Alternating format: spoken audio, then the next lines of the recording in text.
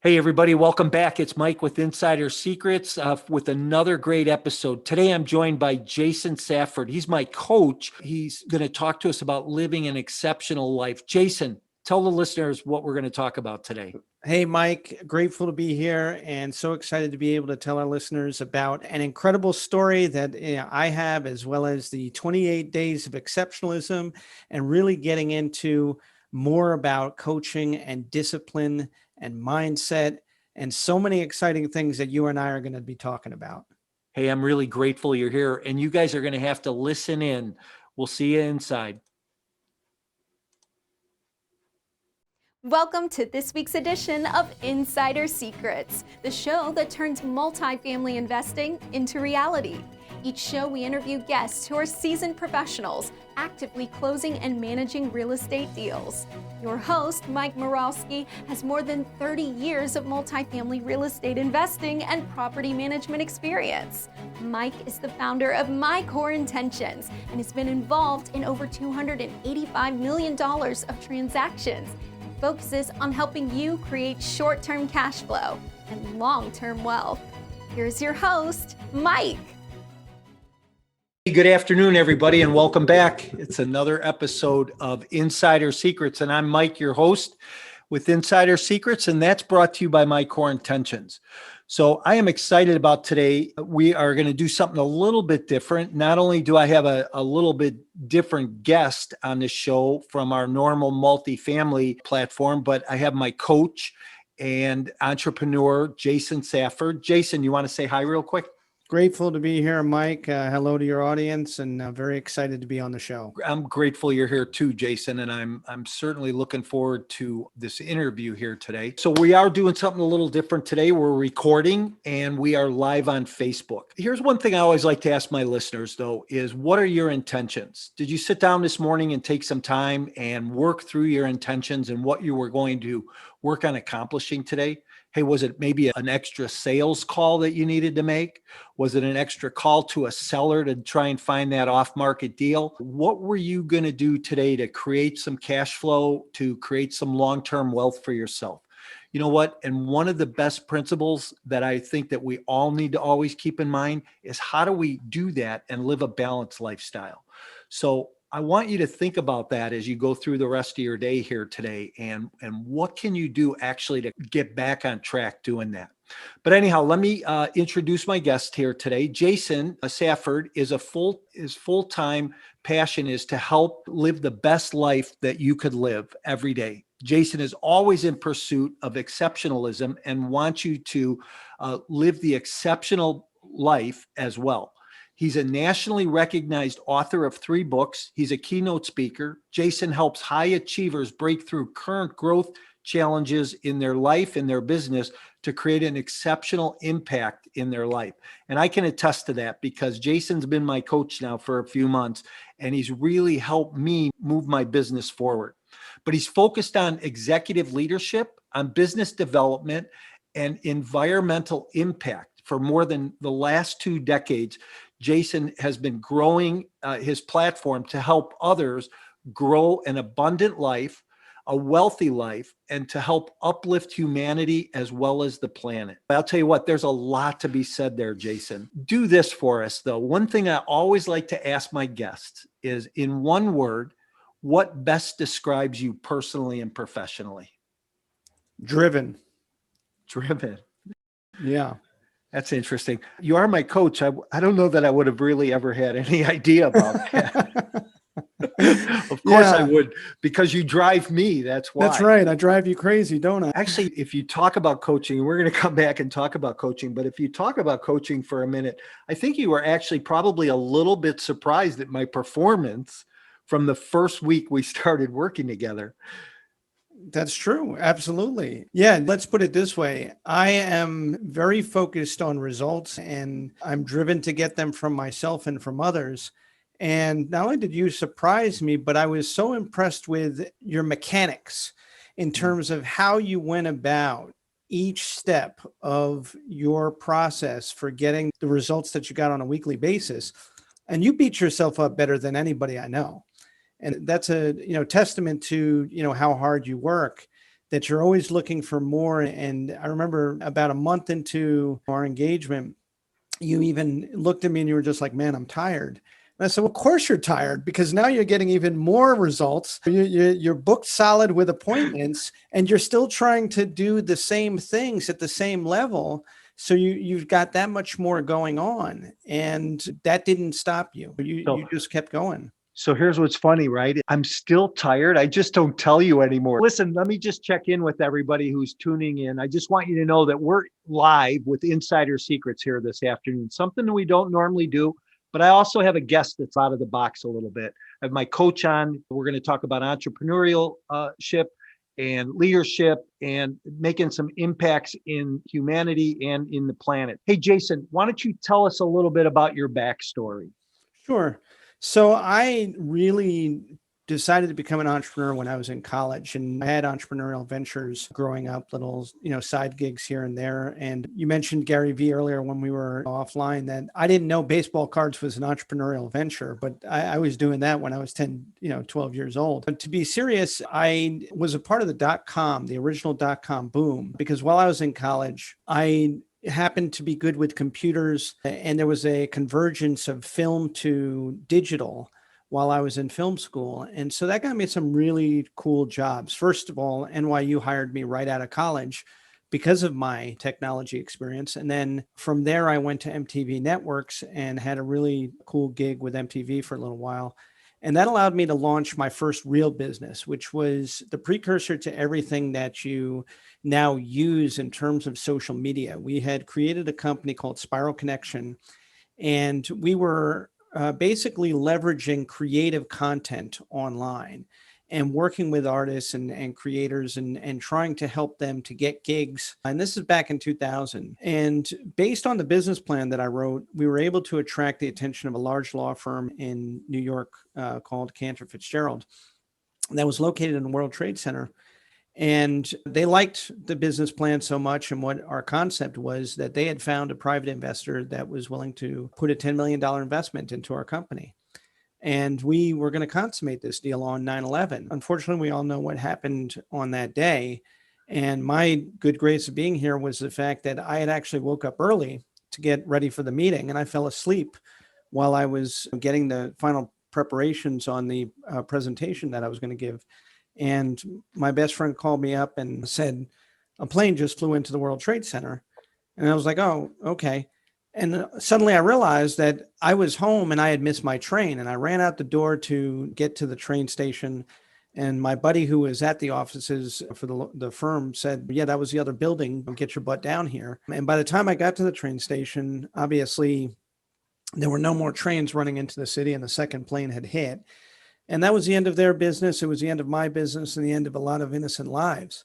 And that basically made me stop and think about what was important in life.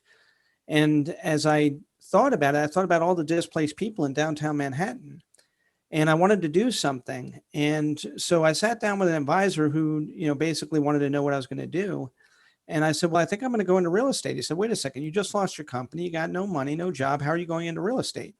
And I said, well, there are all these displaced people in downtown Manhattan. I figure if I could get some empty shells of buildings in Brooklyn, fix them up, put some solar rooftops on them, I can give them a better quality of life. He says, that's a great idea. Let's go into business.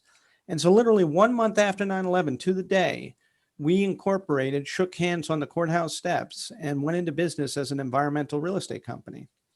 And over the next 20 years, I really focused on sustainable projects and renewable energy, learning everything that I could in terms of how to integrate clean technology and responsible environmental controls and sensors and ways to improve not only efficiency and lower costs, but also how could we get off oil? And we were responsible for a lot of cool projects. We wound up installing more than 50 megawatts worldwide in renewable energy. And most importantly was that we felt like we were contributors to the environment and to society. And it allowed me to understand my real mission in life, because as I went through all of this, I had a number of ups and downs. We survived the financial crisis of 2008, which I think any real estate investor looks at as the before and after. There's BC and AD, and there's 2008 and after 2008. Yeah, right. And we survived. But when we came out the other side, we were focused on one property in upstate New York. And our goal was to turn it into what's now known as a smart city. And I had to come up with a marketing concept, a business plan. And the first thing that we did was we turned it into a green venue.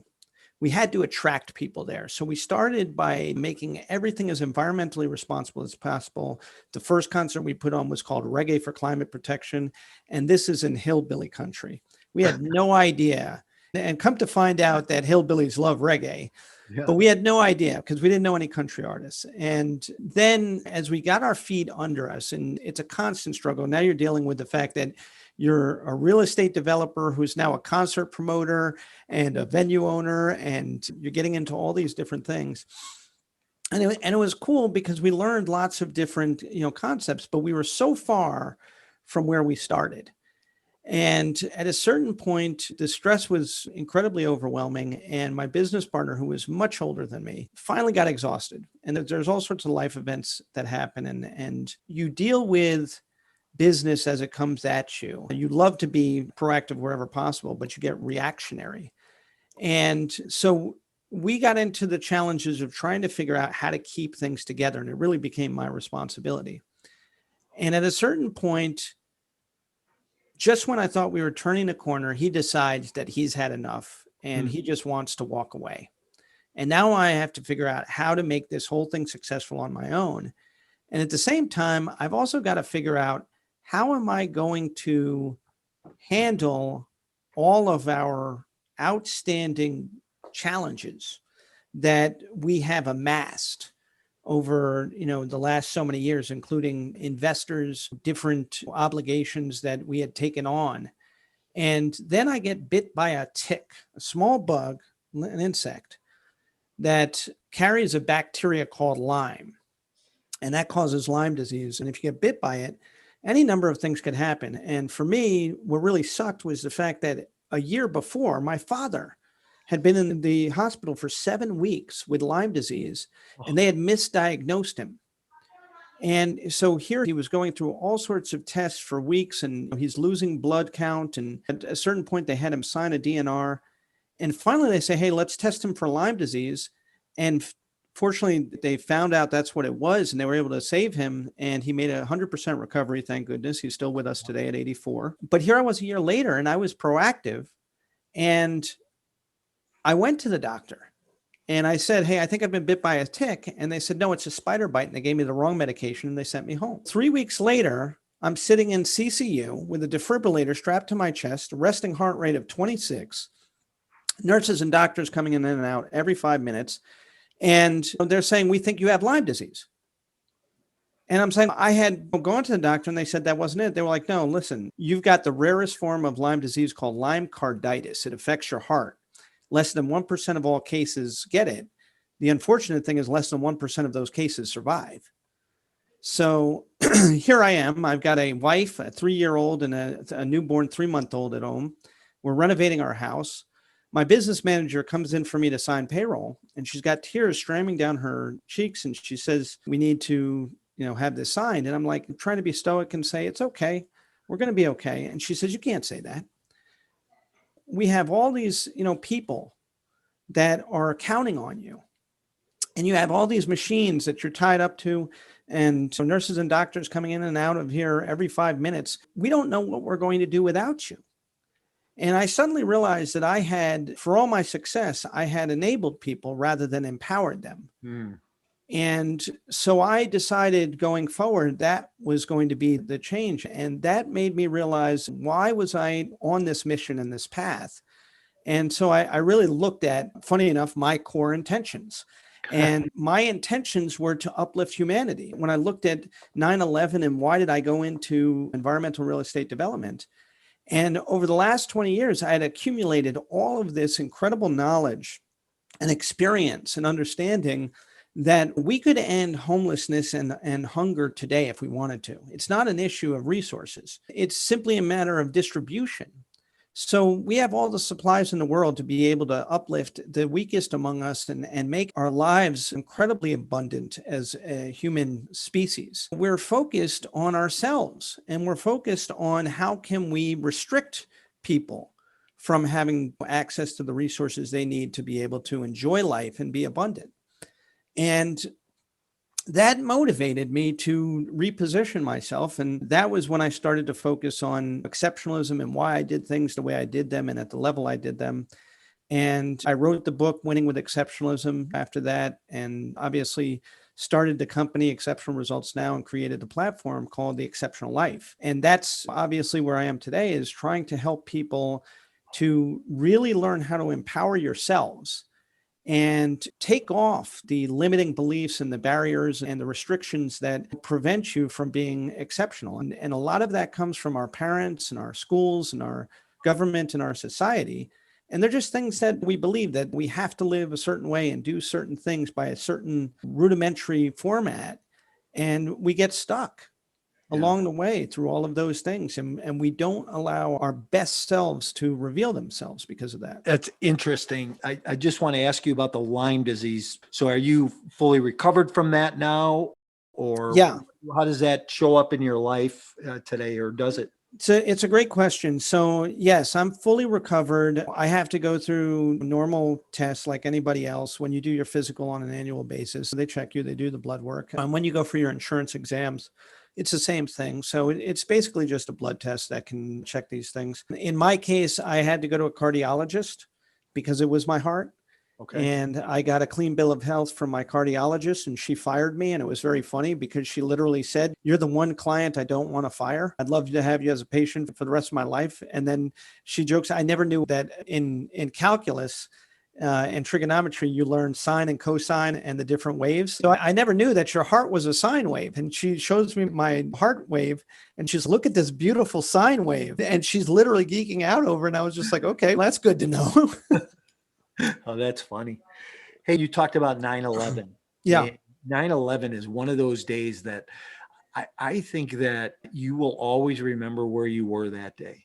Oh, absolutely. When I can recall exactly where I was. And when you said 9/11, I like went right back to that spot where I was standing and hearing all that was going on. I was actually on an appointment. I was standing on somebody's front porch, knocking on the door, and I watched the first plane on TV. She had a big screen TV in the living room, and I watched the first plane fly in, and I was like, "What was that?" And she came to the door and said, "I don't think today's a good day. My husband was on that plane."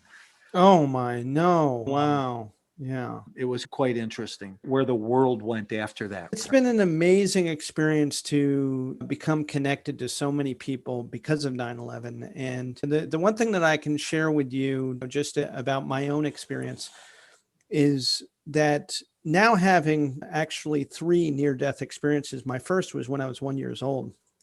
And I have my grandfather to thank for me still being here to be able to participate in this interview. I had a form of either yellow fever or scarlet fever or some, ridiculously dangerous fever when I was 1 year old. And I was in the car with my mother and my sister and my grandfather, and he heard me cough.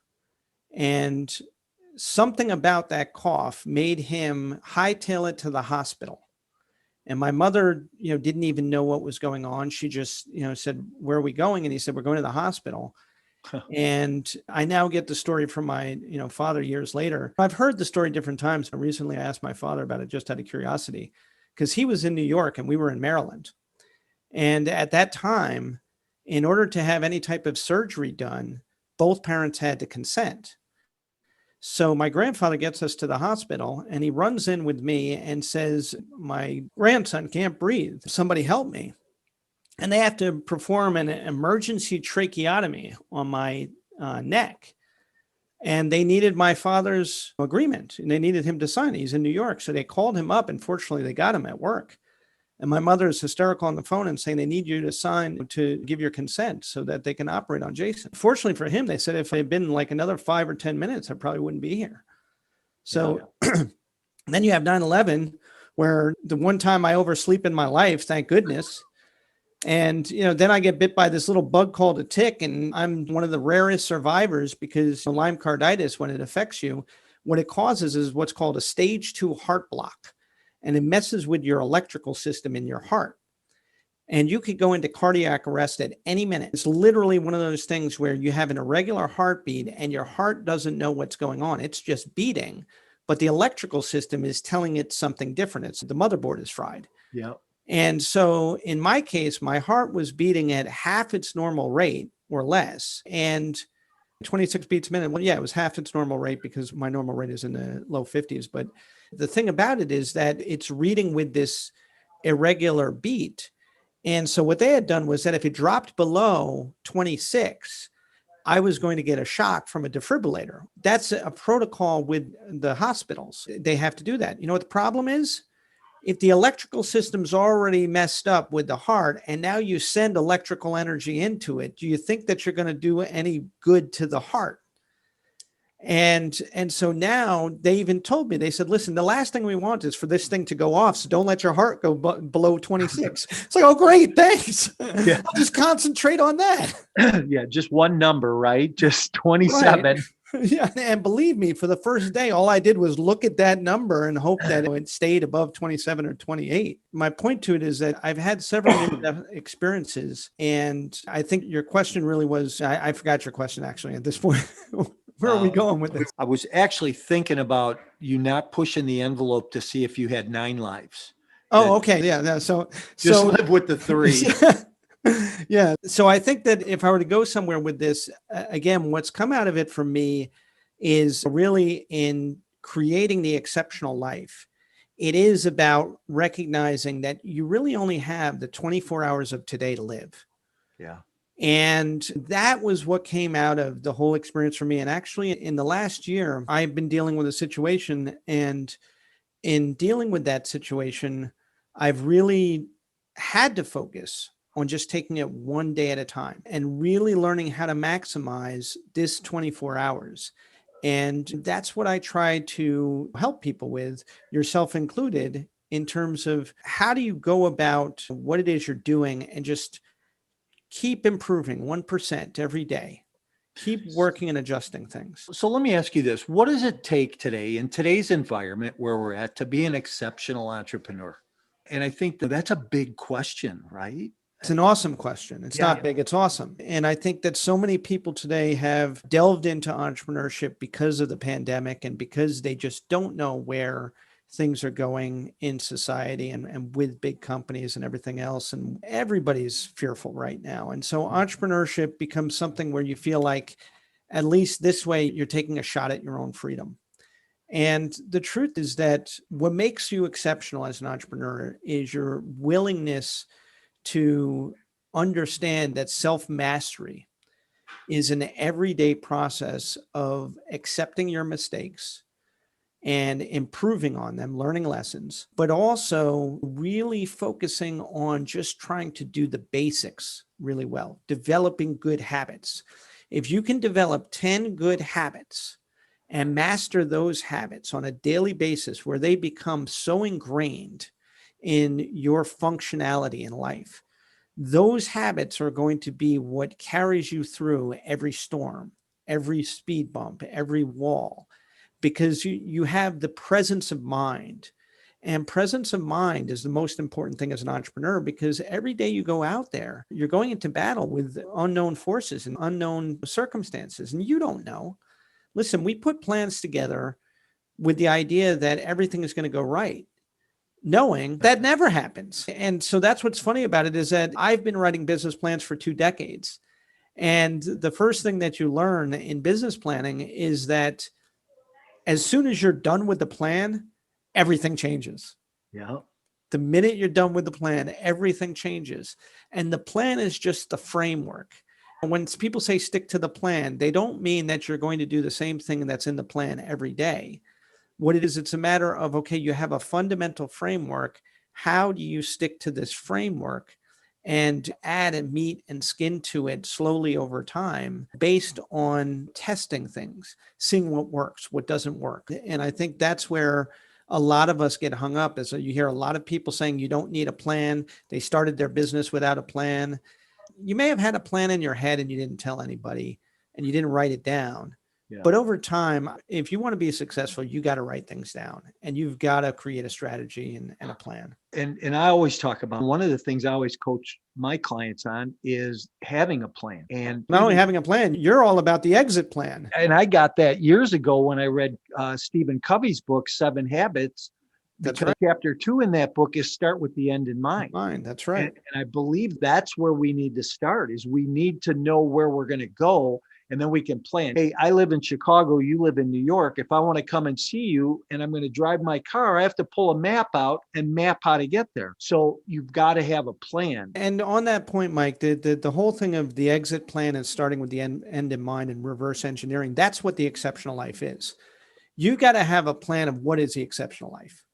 And what is it that you really want to be doing? And what's so funny about it is that I interview people on a daily basis that want to, join the program, want, to be coached. And when you ask them about where they want to be in life and what's their number one goal, everybody wants to retire and not work. That's the human experience. Why are we working? We're working for somebody else. We're working for this. We're working for that. At the end of the day, we're working to retire, to not work, right?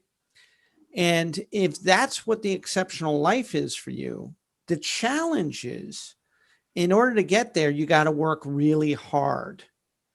And are you committed to doing that? Why not instead look at your life in terms of, hey, if I start today living the way that I want to, so that in 30 years, these habits that I've formed, it doesn't matter whether I'm working or not. I just love my life the way it's set up. Now you're fundamentally creating the life that you want, and you're just building upon it on a daily basis. So you talk about those habits. And one of the things I always talk about is mastering the repetitious boredom. That's It's right. those 7 or 10 habits that you do every day, right? You want to lose more weight. Well, go to the gym every day, go out for a walk, go for a run, do something to build on that. I remember one time I was getting ready to train for a marathon and somebody said, hey, look, you're not going to run a marathon today. Just get to the end of the driveway and back. And That's next week, you'll be at a mile. And I didn't understand that concept. But before I knew it, I was running 20 miles. It was like, holy cow, I can't believe this. Yeah. You build on those small fundamentals, you harness them, you celebrate the success, and you continue to grow as a result of that. And I think that's one of the principles that you really teach too, is how to do that, right? Yeah, that's right. So we just finished a program that you had, and it was called the 28-Day Exceptional Challenge. Yep. Talk about that program a little bit and why that's important in somebody's life. Absolutely. And first of all, Mike, congratulations, because you were one of the first people to complete the program. And for the listeners, the 28 Days of Exceptionalism Challenge is 28 minutes for 28 days. And it's $1 a day, so it's $28. And the idea behind it is that for 28 minutes, you're going to focus on 4 activities. Each activity is 7 minutes long. So it's reading for 7 minutes, writing for 7 minutes, meditating for 7 minutes, and physical exercise for 7 minutes. That's your commitment every day for 28 days. And the idea behind it is really, the mission is to help you see where you stack up in terms of your discipline. And that word discipline has a false meaning in people's minds. People think of discipline as you're getting spanked, you're getting punished for doing something wrong. But that's not how most people grew up. That's right. But that's not actually what discipline is. Right. Discipline, the root of it is disciple, is learning. And the challenge behind it is the rigor and the overall, commitment to persevere through that learning experience, because learning isn't necessarily comfortable and it isn't necessarily easy. It's something that in order to grow both mentally and physically, you have to push yourself, and that's learning. And so when you apply yourself to the program for 28 days, and Mike, you can tell the listeners how you felt afterwards and the experience you had, But the goal of it is that this is a very simple exercise that if you apply yourself on a daily basis, and each day you do it, you just try to do a little bit better, 1% better every day. 28 days later, you're going to see at least 28% improvement in yourself in terms of how you're anticipating things, how you're using your intuition, and how you're impacting overall yourself and the world around you through these disciplines. I'll tell you one thing I anticipated was every morning at 5 o'clock, those worksheets showing up in my email. I know you were classic. You were like, I'm getting sick of your emails. Here's the thing, right? So that wasn't really out of the box for me. I exercise every day. I spend time meditating in prayer every day. I journal every day. I do those disciplines every day. What was different about it was now I was accountable to somebody. And there's something about being accountable to someone else about your actions.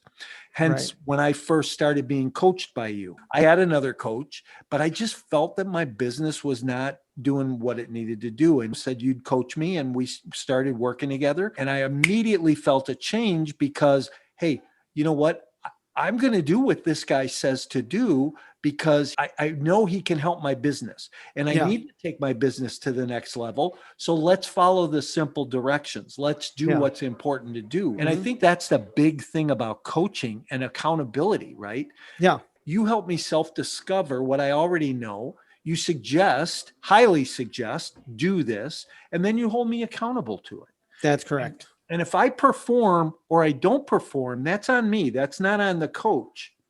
But when I do perform, and I perform at even a little bit higher level, or the numbers are different, or the results are different, it makes a big difference in that coaching relationship, because you build that trust, that accountability, that stretch. Okay, let's go do more now. That's correct. That's correct. I want to point that out, that Mike, that is essentially what coaching is. And so many people misunderstand it. I'm going to use an unfortunate example that I just had to let go of a client because they looked at me as being the product that was supposed to make them successful.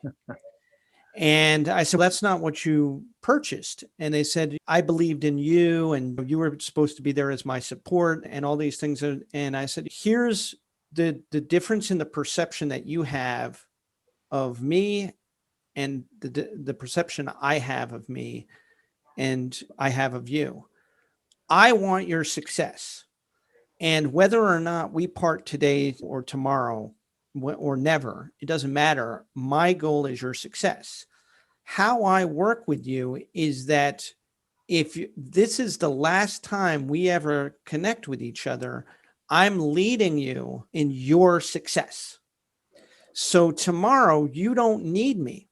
You can use me as a coach and you're going to, get the same message and the same discipline from me. But the value that I've given you today is all you need to go forward on your own. The reason why you come back is exactly what you just said. Once you see results for yourself, you want to come back and say, give me more. Yeah. And it's more of the same thing, but it's still more. Right. Because it doesn't matter what type of coach you are. And I always like to use track coach because it's funny. I never ran track a day in my life, but I learned from watching people and talking to coaches how fundamental a track coach is to every type of coaching. Because if you talk to any track coach, the last thing they try to do is teach you how to run. The goal of a track coach is to inspire you to understand that running is something that you don't just do. It's something that you take on.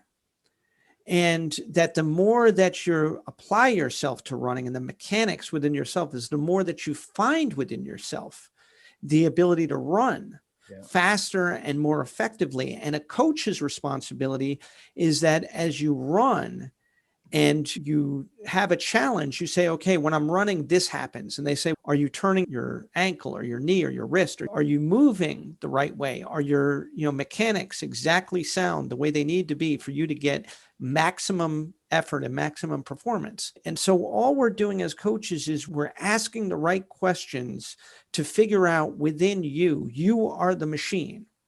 And so it's no different than a mechanic in the fact that whatever the problem is, the old joke that when a woman walks into a mechanic, she says, I hear this sound. And he says, okay, was it this sound or that sound? And she says, it's this sound. And he takes out a sledgehammer and he taps the side of the car and the sound goes away. And she says, oh, you fixed the sound. He said, okay, here's my bill and it's $300. And she says, $300? All you did was tap the side of the car. And he says, yes, it was $10 for the sledgehammer. It's $290 for my knowledge. That's it. Yeah. So that was good. That was really good. Coaching is good though. So listen, we're getting pretty close to the end here. One question I want to ask is if a new investor was coming into the marketplace today, because this show, Insider Secrets, is insider secrets in the multifamily space for the multifamily investor. If a new investor is coming into the marketplace today, what type of mindset should they have? Should they grab onto to help them do business, move their business forward, stay engaged, grow? Yeah, great question. So growth mindset is absolutely something that you have to have. And it's also about presence of mind. Both of these really come from experience. There's a great book by Carol Dweck called Mindset. That's just for everybody out there. Carol Dweck obviously gets a free plug from me. Mike, you have a book. I have a book. We can plug them at the end, but Carol gets a free plug. In any case, the other thing too is to understand that getting the right people around you, another Stephen Covey principle, is your circle of influence. And this is preached by any number of people, Jim Rohn, Stephen Covey, Tony Robbins. Finding the right people around you, surrounding yourself with the right people is an age-old adage. It does not matter what your business is. And one of the best ways to do that is coaching. Yeah. Because when you find a coach and understand that finding the right coach for you is really understanding who you are and finding somebody that's going to work with you on the things that you have weaknesses with, number one, but also knows how to get the results from you because of personality, character. So you have to talk to people and you have to find out. Not every coach is right for everybody. I say it all the time. I'm not right for everybody. Right. I have a very intense personality because I am so driven. I have a very good sense of humor as well, but it doesn't always show unless we're getting results, because until we're getting results, that side of me is not going to come out. For other people, they start with humor. Yeah. And that's one of the things is you have to understand who you're working with and how they work. So in your case, you even said it before, you had a coach before. But what was the difference with me? You were looking for somebody who really pulled that drive out of you that you naturally had. And I even told you how impressed I was with you, because me being a very driven person, I saw your work ethic and I was like, well, I don't have to worry about you. Work ethic is one thing you got down straight. And so for people who are struggling with work ethic, I might not be the right coach for you, because if you don't have a great work ethic, I have no sympathy for you. Yeah. And that's one of the things that people have to think about. So getting back to mindset, you got to have a very open and very resolute idea about what it is that you want for yourself and go after it that way. Yeah, and you also have to have a willing to be disciplined.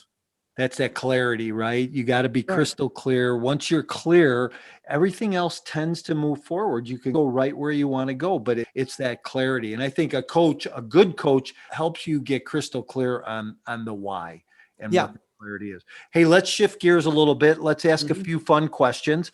I got a couple for you. I know you're in up New York off Long Island. Favorite tourist attraction? Favorite tourist attraction is the Statue of Liberty. That's for a very different reason. And this is what I say to everybody is, first of all, don't go on the Statue of Liberty tour. Take the Staten Island ferry. It's a much better way to see the Statue of Liberty.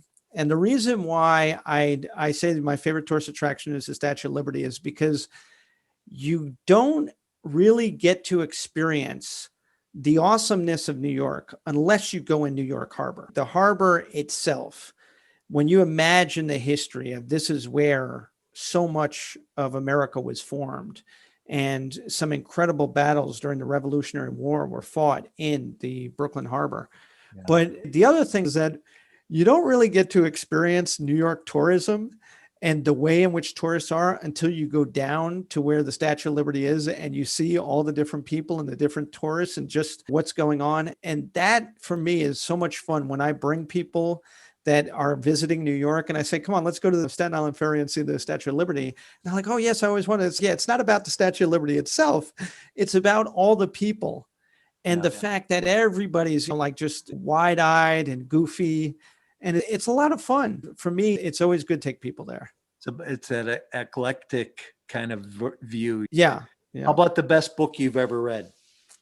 Oh, wow. Man, that's actually a really tough one because I have read some incredible books. If you're talking about novels, I would say that my favorite novel of all time is The Invisible Man by Ralph Ellison. Okay. Self-help books, I got to tell you that even though I literally just read it, Napoleon Hill's The Richest Man in Babylon. Oh. Yeah. And it's funny. I've read all of his books and I finally read The Richest Man in Babylon. And I'm just like, this book is awesome. Yeah. Because it's all the fundamentals that you need to know as an entrepreneur. Yeah, that is a great book, The Richest Man in Babylon. And it's not that big, a couple days and you can get through that, a couple hours actually. Yeah. Okay, so this is probably a question I've never asked anybody on my show, but because of your background, favorite MTV video? Oh, wow. Back when Yeah. MTV videos were MTV videos. Yeah. This is going to sound really silly, but Sir Mix-a-Lot. Put him on the Oh. glass. It was absolutely an insane video. It was genius to me. Yeah. So it was a really funny video. And at that time, it was the tenacity with which they decided to make that video and market it. Yeah. Interesting. Yeah. Mine was the Cars, Shake It Up. Okay. Yeah. Yeah. That was a good one. Yeah, you wonder whatever happened to some of those people that were in those videos and that. I think about that once in a while. Hey, Jason, Thanks for being here today. Great information, great knowledge. I know that you've done well with me over the last several months. What I'd like you to do, tell people how they get a hold of you. And I think you have a book that you'd like people to grab a hold of too. Yeah. You wanna, talk about your book and how they get a hold of you if they want to pick your brain a little bit? Absolutely. So the book is Winning with Exceptionalism. You can go to the website winningwithexceptionalism.com for the book. My company is Exceptional Results Now. That's also a website. You can go to exceptionalresultsnow.com. You can also reach out to me directly, jasonsafford.com. So those are the three websites. And yeah, from there, just send your email address. We'll get in touch with you, whatever your question is. And Mike, so grateful to be a part of this today, as well as the opportunity to coach you. Thank you so much. I appreciate you, Jason. Thank you very much. And for all the listeners, Jason's contact information and notes will be in the show notes as we put this out. I just want to say thanks for being here. Thanks for listening in. I know there were a bunch of people on and off online this afternoon. We're on Facebook Live. This is Insider Secrets. Insider Secrets normally goes live, new episode every Tuesday. Today we decided just to do something a little bit different because this won't come out for a couple of weeks, but we wanted to get this out and get it out into the mainstream today. So here's what I ask. Help us out a little bit. Go like us, love us on Instagram and Twitter and all the social media platforms. Subscribe to us on YouTube. That's My Core Intentions. Get some information there. We have a ton of great guests and a bunch of great information out there for you. So thanks for being here. And I certainly look forward to seeing you all next Tuesday. Thank you, Mike. Privilege. Thanks, Jason. We'll talk soon. Thank you, Mike, and thank you for joining us for another great episode of Insider Secrets. As always, Insider Secrets is brought to you by My Core Intentions. Join us on social media and visit mycoreintentions.com, where you can get expert coaching on all things multifamily investing and property management. We're looking forward to having you back again next week for more Insider Secrets.